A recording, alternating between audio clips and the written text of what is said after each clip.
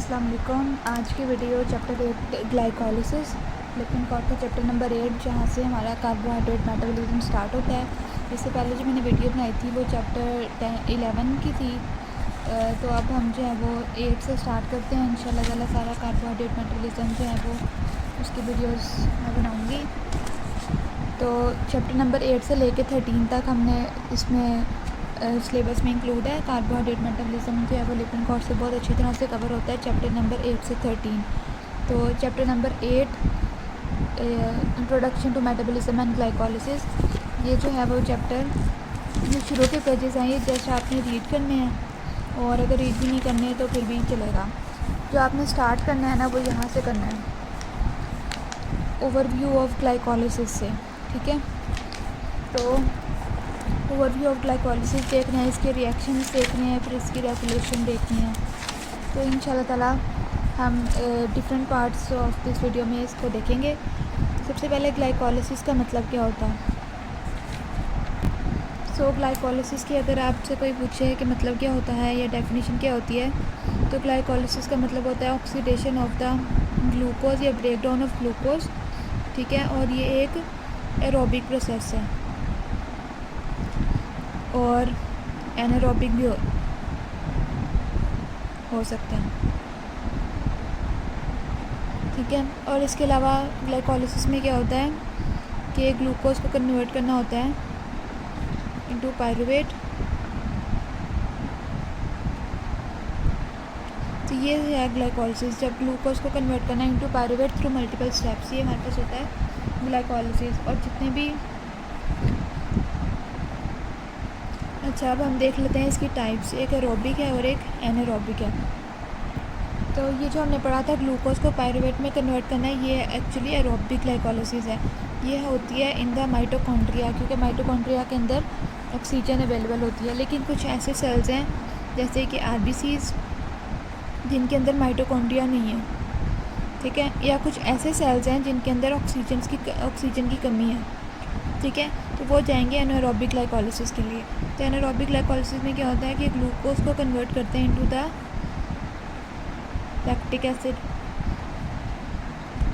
अच्छा, एक और बात, एक तो डिफरेंस आ गया कि aerobic in the presence of oxygen होती है, anaerobic in the absence of oxygen होती है।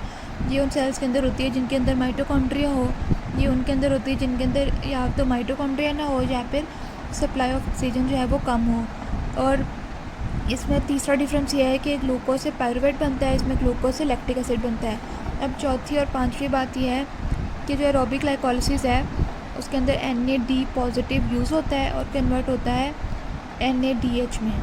ठीक है, ये हमारे पास है, ये रिड्यूस हो रहा है। ठीक है, इसके अंदर हाइड्रोजन ऐड हो रहा है और ये जो है ये ऑक्सीडाइज हो रहा है और NADH प्रोड्यूस हो जाएगा। ये इलेक्ट्रॉन ट्रांसपोर्ट चेन में जाएगा। 2.5 ATP अकॉर्डिंग टू हार्पर और 3 ATP according to Lippincott produce करेगा। लेकिन जो एनारोबिक ग्लाइकोलिसिस है इसके अंदर ऑक्सीडेशन नहीं हो सकती because we do not have the oxygen. तो इसमें क्या होगा कि NADH यूज़ होगा और कन्वर्ट हो जाएगा NAD पॉजिटिव में, यानी कि ये हो जाएगा ऑक्सीडाइज और ये हो जाएगा रिड्यूस। ठीक है, अब ये देखें हमारे पास NAD पॉजिटिव यहाँ पे प्रोड्यूस हो रहा है और यही NAD पॉजिटिव यहाँ पे यूज़ हो रहा है। तो हमें कहते हैं कि जो एनारोबिक ग्लाइकोलिसिस है वो एरोबिक ग्लाइकोलिसिस को कंटिन्यू रखने के लिए बहुत ज़रूरी है, क्योंकि अगर सिर्फ एरोबिक ग्लाइकोलिसिस होती जाएगी तो NAD पॉजिटिव NADH के अंदर कन्वर्ट होता जाएगा। ठीक है, तो एक स्टेज ऐसी आ सकती है कि NAD पॉजिटिव की कमी हो जाए।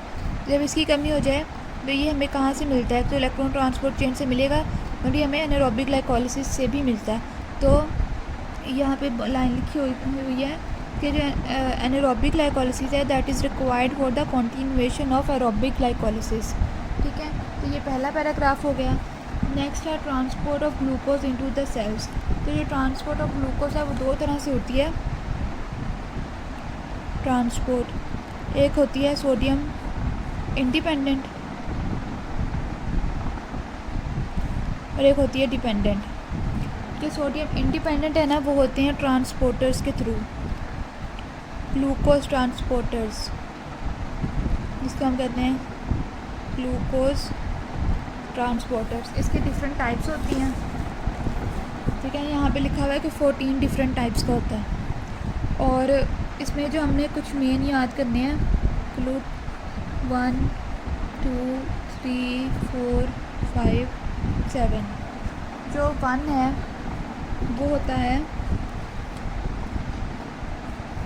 एरिथ्रोसाइट्स में, आरबीसीज के अंदर, और ब्लड ब्रेन बैरियर के अंदर। जो 2 है ये होता है लिवर के अंदर, किडनीज़ के अंदर। ये होता है न्यूरॉन्स के अंदर। ये होता है एडिपोज टिश्यू और मसल्स के अंदर। ये होता है for the transport of fructose, ठीक है। और ये होता है ईआर के अंदर, एंडोप्लाज्मिक रेटिकुलम के अंदर। हम देखें नंबर 1 तो हो गया आरबीसीज और ब्लड ब्रेन बैरियर के अंदर।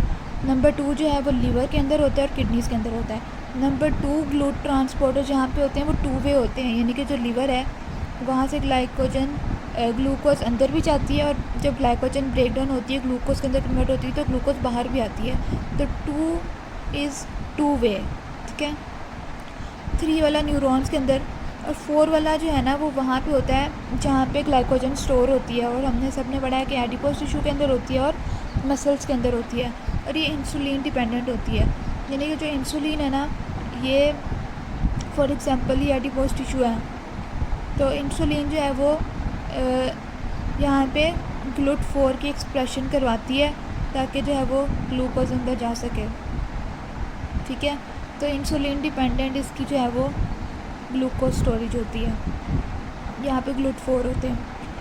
और 5 वाला जो है वो फ्रुक्टोज के लिए है, और 7 वाला जो है वो एंडोप्लाज्मिक रेटिकुलम के लिए है। नेक्स्ट हमारे पास है जो सोडियम मोनोसेक्राइड को ट्रांसपोर्ट सिस्टम है। तो ये इस तरह से है कि फॉर एग्जांपल हम प्रॉक्सिमल कॉन्वोल्यूटिव ट्यूब्यूल ले लेते हैं, तो यहाँ पे लिखा हुआ है कि इंटेस्टाइन में होता है, रेनल ट्यूब्यूल्स में, स्टेरॉइड प्लेक्सिस में। तो फॉर एग्जांपल ये हमारे पास ल्यूमिन है, और ये हमारे पास जो है वो ल्यूमिन के यहाँ पे सेल्स होंगे। इन सेल्स को बड़ा करके ये एक सेल हो गया। फिर यहाँ पे हमारे पास जो है वो ब्लड है, फिर यहाँ पे हमारे पास कैपिलरी है। तो यहाँ पे सोडियम है और ग्लूकोज है, और यहाँ पे जो सेल्स लगे हुए हैं वो को ट्रांसपोर्टर हैं, सोडियम को भी अंदर मूव करेंगे और ग्लूकोज को भी अंदर मूव करेंगे, ठीक है। और यहाँ पे जो सेल लगे हुए हैं ये इसकी ल्यूमिनल साइड है और ये इसकी बेसोलेटरल साइड है। यहाँ पे लगा हुआ है सोडियम पोटेशियम ATPase पम्प, ये सोडियम को बाहर करेगा, पोटेशियम को अंदर करेगा, और ये यूज़ करता है ATP, ये एनर्जी यूज़ करता है और सोडियम को बाहर निकाली जाता है, और फिर ये ब्लड से इधर चल जाती है। अब जब सोडियम को बाहर निकालता है तो यहाँ पे हो जाती है सोडियम की कमी। यहाँ पे सोडियम की कमी होती है तो सोडियम मूव करता है हाई कंसनट्रेशन से टुवर्ड्स लो कंसनट्रेशन, और ये जो ट्रांसपोर्टर है ये तभी मूव करता है जब ये इसके ऊपर जो दोनों सीटें फुल हों।